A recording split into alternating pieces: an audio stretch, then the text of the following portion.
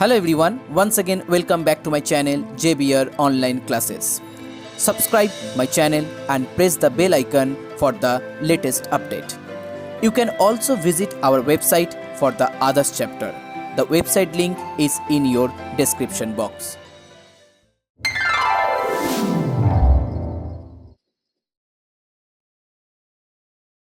Hello everyone, इस video में हम स्टार्ट करेंगे एक्सरसाइज 15.2 इसका सम नंबर 13 से।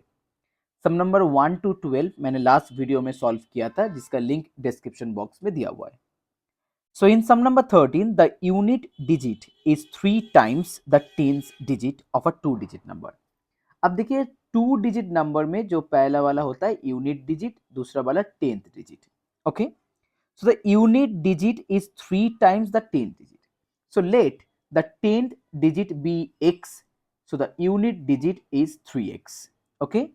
आपके पास जो 10th डिजिट है उसको आप 3 मल्टीप्लाई करके यूनिट डिजिट में लिखना है। तो अब मुझे नंबर कंस्ट्रक्ट करना है। तो पहले मैं एक एग्जांपल देता हूं। मान लीजिए आपके पास 25 है। तो 25 को जब नंबर कंस्ट्रक्शन रूल में हम लिखते हैं तो हम ऐसे लिखते हैं 2 इंटू 10 प्लस 5। इसका मतलब हो गया 2 into 10, that means 10 multiply with 10th digit plus unit digit. तो यहाँ पर भी हम सेम कंस्ट्रक्शन रूल अप्लाई करेंगे, 10 multiply with 10th digit plus unit digit.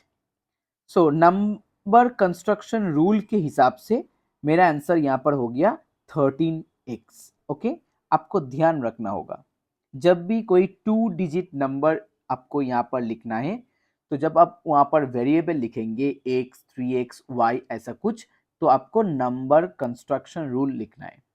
क्योंकि 2 और 5 जैसे 25 हो गया, बट जब न्यूमेरिकली लिखते हैं तो 25 नंबर हो गया, बट जब अल्फाबेटिकली लिखेंगे x, 3x कोई नंबर नहीं होगा। इसीलिए आपको यहाँ पर कंस्ट्रक्शन रूल ही अप्लाई करना है। तो 10x प्लस 3x 13x हो गया। So the number equal to 13x, और यहाँ पर x और 3x हो गया आपका digit. When the digit are reversed, reverse का मतलब 10th प्लेस यहाँ पर चला जाएगा, यूनिट प्लेस यहाँ चला आएगा। तो यहाँ पर हो गया 3x, यहाँ पर हो गया x। तो यहाँ पर जो रिवर्स नंबर होगा कंस्ट्रक्शन रूल सेम रहेगा। Okay, 10 multiply with 10th place plus unit place. So हो गया 30x plus x 31x। So original number 13x, reverse number 31x. And here the relation is we get 36 more than the number. 36 more than इसका मतलब हो गया 31x minus 13x equal to 36. Okay, जो reverse number है वो original number से 36 ज़्यादा है। तो यहाँ पर हम सब्ट्रैक्ट करेंगे, यहाँ पर 8, so 18x equal to 36, that means x equal to 2. So 2 is not the answer, क्योंकि आपको यहाँ पर नंबर निकालना है। नंबर कितना था यहाँ पर 13x, so 13 into 2, that one equal to 26. So 26 is the final answer. Now next one, sum number 14. The sum of the digit of a 2 digit number is 10. तो यहाँ पर हम फिर से 10th और यूनिट प्लेस, 10th प्लेस लिखेंगे यहाँ पर x, यूनिट प्लेस हो जाएगा 10 माइनस x। क्योंकि देखिए 10th प्लेस और यूनिट प्लेस दोनों को मिला के 10 होता है। Okay, so if 10th place be x, then unit place हो गया 10 माइनस x। अब नंबर कंस्ट्रक्शन रूल, मैंने सम नंबर 13 में ऑलरेडी मैंने नंबर कंस्ट्रक्शन रूल लिखा है, यहाँ पर भी हम लिखेंगे। सो 10 multiply with 10th place plus unit place. Number construction rule for 2 digit, 10 multiply with 10th place plus unit place. So 10x plus 10 minus x, it's 9x plus 10. So 9x plus 10 that is the original number और x 10 minus x is the digit. आपको confuse नहीं होना है, कौन सा digit है और कौन सा नंबर है इसमें कंफ्यूज मत होना। Now the number is decreased bye 36। सो जो ओरिजिनल नंबर यहाँ पर है उससे हमको 36 डिक्रीज करना है if the digit are reversed. अब आपको डिजिट रिवर्स करना है। रिवर्स का मतलब x यहाँ पर चला गया और 10 माइनस एक्स यहाँ पर आ गया। सो रिवर्स नंबर का जो कंस्ट्रक्शन रूल हम यहाँ पर लिखेंगे 10 इंटू एक्स, क्योंकि सॉरी 10 इंटू एक्स नहीं लिखेंगे क्योंकि जो ओरिजिनल नंबर है वहाँ पर 10th प्लेस में x दिया हुआ है, बट यहाँ पर 10th प्लेस में 10 माइनस एक्स आ जाएगा और यूनिट प्लेस में x लिखेंगे। So 100 minus 10x plus x। So reverse number हो गया 100 minus 9x। So that one equal to 100 minus 9x। यहाँ पर हम ATP लिखेंगे। Okay, so according the problem 9x plus 10, that means original number minus 36 is equal to the reverse number। तो यहाँ पर 9x plus 9x, यहाँ पर minus 26 equal to 100। So 18x equal to 126, then x equal to, अब क्या करेंगे x equal to हम यहाँ पर डिवाइड करेंगे 126 डिवाइडेड बाई 18 इट्स 7। तो 7 आपको मिल गया। तो आपको यहाँ पर ओरिजिनल नंबर लिखना है। तो ओरिजिनल नंबर क्या था 9x plus 10। So 9 into 7 plus 10, 63 plus 10 it's 73। So 73 is the final answer. Okay, that is sum number 14. Now next sum number 15. The sides of the triangles 3x plus 7, 4x minus 3 and 5x plus 3. Find the side of the triangle if its perimeter. Perimeter का मतलब होता है addition of all sides. तो मुझे यहाँ पर जो 3 sides आपके पास है तीनों साइड को यहाँ पर ऐड करना है, सिंपली ऐड करना है। That one equal to 55। तो यहाँ पर देखेंगे 3 कैंसिल आउट हो जाएगा, 3x plus 4x 7x plus 5x 12x plus 7 equal to 55। So 12x equal to 55 minus 7, it's 48. So x equal to 4. Okay, x equal to 4. अब आपको तीनों साइड निकालना है। फर्स्ट साइड का था 3x plus 7. So 3 into 4 plus 7. Okay, so 3 4s are 12 plus 7, it's 19. 19 यहाँ per unit. Second side क्या था 4x, so 4 into 4 minus 3, so 16 minus 3 13 units. और थर्ड साइड क्या था 5 into x, that means 5 into 4 plus 3, so it's 23 units. Okay, so इस तरह से मेरे पास तीनों साइड आ गया। So 19, 13 and 23 is the answer. Next, sum number 16. The width of the rectangle is 3/4 of its length. Okay, सो पहले हम यहाँ पर लेंथ जो दिया हुआ है लेंथ को हम यहाँ पर लेट करेंगे। Okay, length equal to 1 centimetre, then breadth equal to 3/4 यहाँ पर लिखा हुआ है। 3/4 का मतलब होता है 3x/4, that means x into 3/4। Okay, 3/4 का मतलब होता है 3x/4। If the perimeter equal to 84। अब देखिए रेक्टेंगल का पेरीमीटर का फॉर्मूला होता है 2 into length plus breadth, 2 into length plus breadth equal to perimeter, that is 84। 2 यहाँ पर मल्टीप्लाई है, उस तरफ चला जाएगा तो डिवाइड आ जाएगा। यहाँ पर 4 so 4x plus 3x equal to 84/2। Okay, अब 2 से इसको कैंसिल आउट करेंगे, यहाँ पर आ जाएगा आपका 42। सो 7x इक्वल टू 42 इंटू 4, 7 से 42 कैंसिल करेंगे 6, so x equal to 24। Okay, now the question is find the length and breadth. So length equal to 24 and breadth equal to 3 into 24 by 4. So 4 6 are 24, that is 18. Okay, length equal to 24, breadth equal to 18 centimeter. That is your answer. Question number 17. The length of the rectangle is 2 centimeter more than its breadth. तो यहाँ पर हम breadth को late करेंगे, तो breadth equal to 1 centimetre, length equal to 2 centimetre का 2 centimetre more, मतलब x plus 2।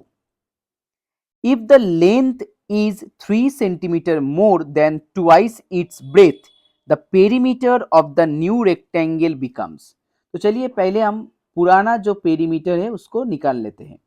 तो पेरीमीटर आ जाएगा 2 इंटू लेंथ, लेंथ हो गया x plus 2 plus breadth centimetre, तो यहाँ पर आ जाएगा 2x प्लस 2 मल्टीप्लाई करेंगे 4x प्लस 4 सेंटीमीटर।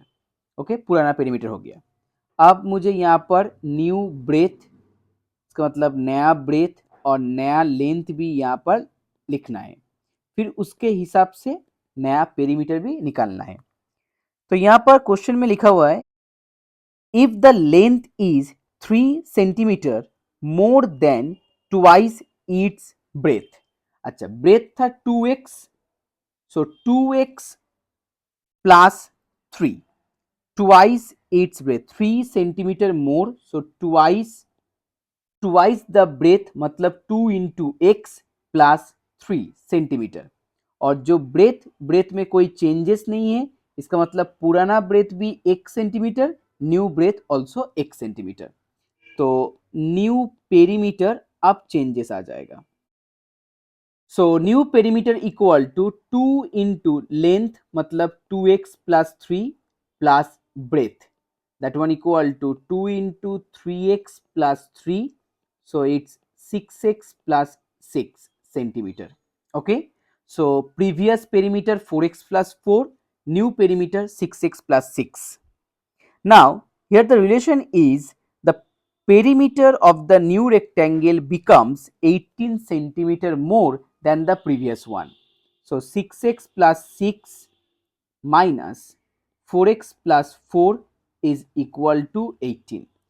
जो नया पेरीमीटर है वो पुराना पेरीमीटर से 18 सेंटीमीटर ग्रेटर है। तो यहाँ पर हम ब्रैकेट ओपन करेंगे, माइनस लिखेंगे, सो यहाँ पर 2x plus 2 18, so 2x equal to 16, so x equal to 8। Okay, x क्या था? x था breadth, so breadth equal to 8। Clear, breadth equal to 8। तो यहाँ पर हम लिखेंगे breadth equal to 8 centimetre. Length, अब लेंथ यहाँ पर क्या था?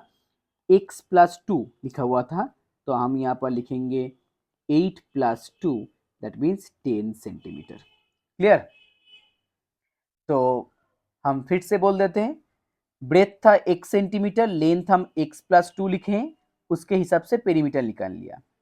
फिर ब्रेथ में कोई चेंजेस नहीं है, बट लेंथ में चेंज हो गया, ट्वाइस प्लस 3।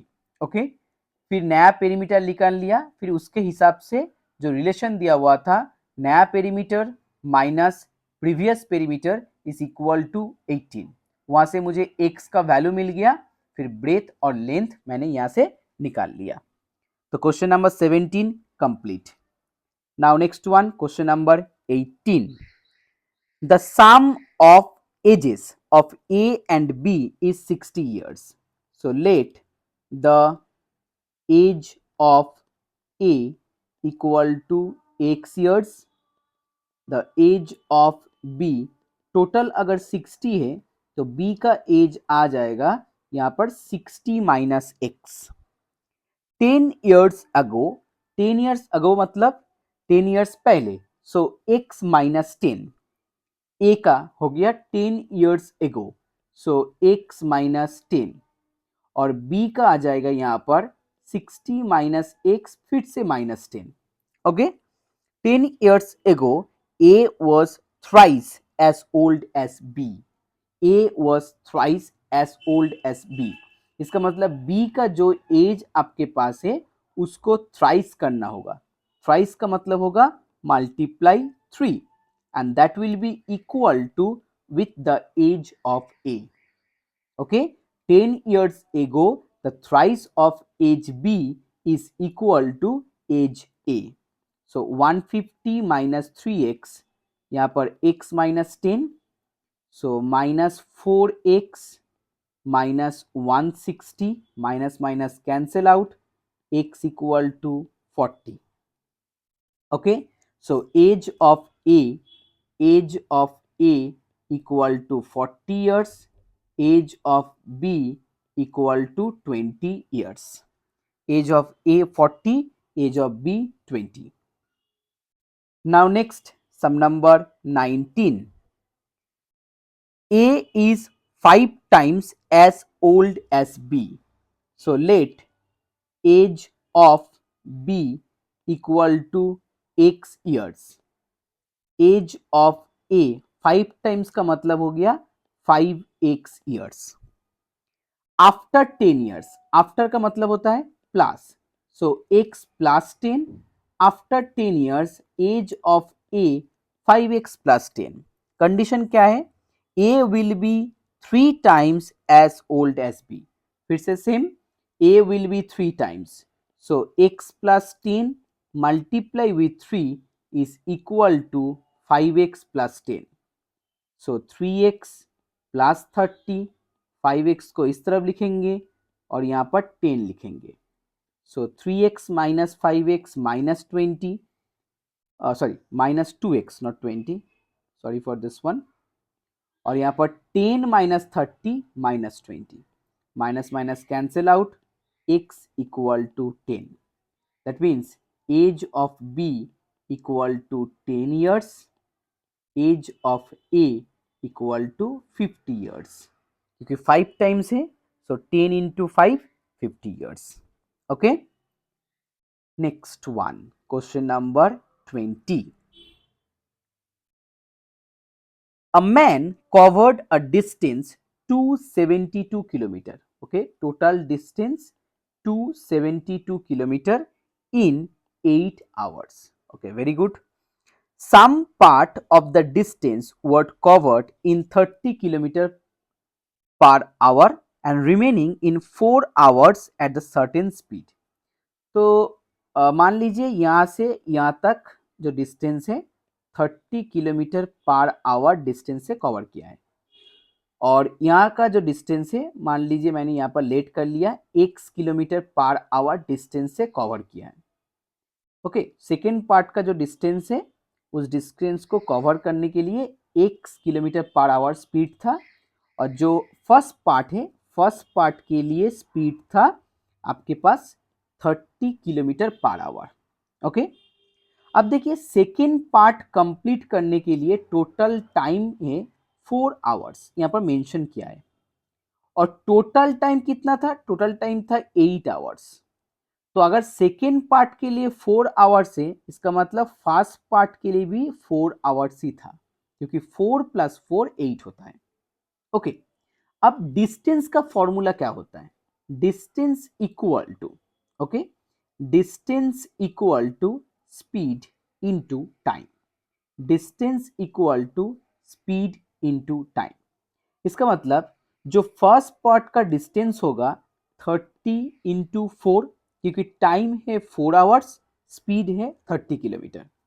जो सेकेंड पार्ट का डिस्टेंस है वहां पर स्पीड है x time 4.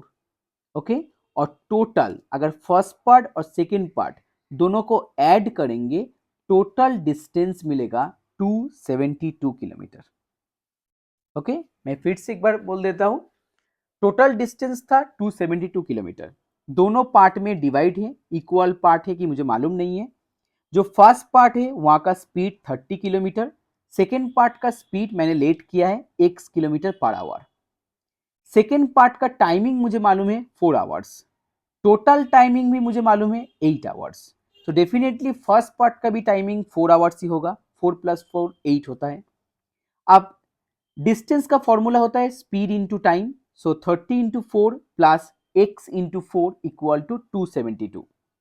So 4x equal to 272 minus 120। So x equal to subtract करेंगे 152 divided by 4। Okay, 152 divided by 4, इसको डिवाइड करेंगे तो मुझे यहाँ पर आंसर मिल जाएगा and that one equal to 38। तो जो सेकेंड पार्ट है वहां पर स्पीड था 38 kilometre per our. 38 kilometer per hour is the answer. Now the last sum for this video and also for this exercise. So guys, if you like my video, please share this video and please subscribe my channel. A boat goes downstream in 8 hours. अच्छा, सम करने से पहले हम यहाँ पर थोड़ा concept को यहाँ पर समझ लेंगे। दो चीज यहाँ पर है। First one, down stream. Stream का मतलब होता है river. Okay, so down stream और अप स्ट्रीम। अब देखिए डाउन स्ट्रीम और अप स्ट्रीम में क्या होता है। डाउन स्ट्रीम में मान लीजिए, सपोज मैं यहाँ पर रफ स्केच में ड्राइंग करूंगा, उतना अच्छा मैं ड्राइंग नहीं कर सकता हूँ। सो यहाँ पर मान लीजिए रिवर यहाँ पर है और रिवर का जो डायरेक्शन है वो इस तरफ है। ओके, लेफ्ट से राइट की ओर। और यहाँ पर एक बोट है। क्लियर, यहाँ पर एक बोट है। तो बोट का जो डायरेक्शन है वो उल्टा तरफ है, नहीं, बोट का जो डायरेक्शन सेम। ठीक है, तो यहाँ पर आप बैठे हुए हैं यहाँ पर, तो रिवर, ओके, रिवर के ऊपर एक बोट जा रहा है। रिवर का जो डायरेक्शन है और बोट का जो डायरेक्शन है दोनों एकदम सेम डायरेक्शन में चल रहा है। तो आपके पास जो कंडीशन है इसको हम बोलते हैं direct stream. Okay, now upstream. Upstream में क्या होता है, उल्टा होता है। मान लीजिए यहाँ पर आपके पास बोट है। ओके, यहाँ पर आपके पास बोट है, रिवर का डायरेक्शन इस तरफ है और बोट का डायरेक्शन इस तरफ है। इसको हम बोलते हैं अपस्ट्रीम। ओके, डाउनस्ट्रीम में दोनों का ही डायरेक्शन सेम और अपस्ट्रीम में दोनों का डायरेक्शन ऑपोजिट होता है, बस यही फर्क है। अब देखिए दोनों का ही अलग अलग स्पीड होगा। तो यहाँ पर जो क्वेश्चन दिया हुआ है, अ boat goes downstream for 8 hours. अच्छा, डाउनस्ट्रीम में टोटल 8 आवर्स लिया है। It covers the same distance upstream in 12 hours. यहाँ पर 12 आवर्स, डिस्टेंस सेम है दोनों का। Okay, if the speed of the stream, यहाँ पर speed of the stream 12 kilometre per our. तो स्पीड तो चेंज नहीं होगा, स्ट्रीम का सेम ही रहेगा, 2 kilometre per our, 2 kilometre per our. The speed of the streamer in the water, इसका मतलब बोट। तो बोट का जो स्पीड है हम उसको एक्स लेट करेंगे। बोट का जो स्पीड है हम उसको कांस्टेंट रहेगा, उसको एक्स लेट करेंगे। तो अपस्ट्रीम में क्या होता है, अपस्ट्रीम में जो टोटल स्पीड होता है और डाउनस्ट्रीम में जो टोटल स्पीड होता है दोनों में चेंजेस होता है। डाउनस्ट्रीम में एक ही तरफ है इसीलिए x + 2 किलोमीटर पर आवर, और अपस्ट्रीम में ऑपोजिट में है इसलिए x - 2 किलोमीटर पर आवर। आपको यहाँ पर एक चीज ध्यान रखना होगा, the speed of the streamer और the speed of the boat always greater than the speed of the stream or river. Okay, the speed of the boat always greater than the speed of the river. So downstream में plus होता है, upstream में minus होगा। अब यहाँ पर distance का क्या फॉर्मूला होता है, स्पीड इंटू टाइम। सो डाउनस्ट्रीम में distance speed into time 8 into x + 2। Upstream में डिस्टेंस स्पीड इंटू टाइम, दोनों डिस्टेंस इक्वल है। That will be your equation. Clear? So 8x + 16 equal to 12x minus 24. So 8x minus 12x minus 16 minus 24 minus 4x minus 40. Minus minus cancel out, x equal to 10 kilometre. Okay, the speed of the streamer, जो first answer है, the speed of the streamer और the boat equal to 10 kilometre per hour. Second question, the distance covered by the boat. दो distance है, किसी भी एक में आप आंसर लिख सकते हैं. सो डिस्टेंस दोनों में सेम आ जाएगा. तो अब अगर हम फर्स्ट आंसर चूज करेंगे तो यहाँ पर 8 into 10 plus 2 96 kilometre. Okay, 12 into 8 96 kilometre is the second answer. So first answer 10 kilometre per hour, second answer 96 kilometre total distance.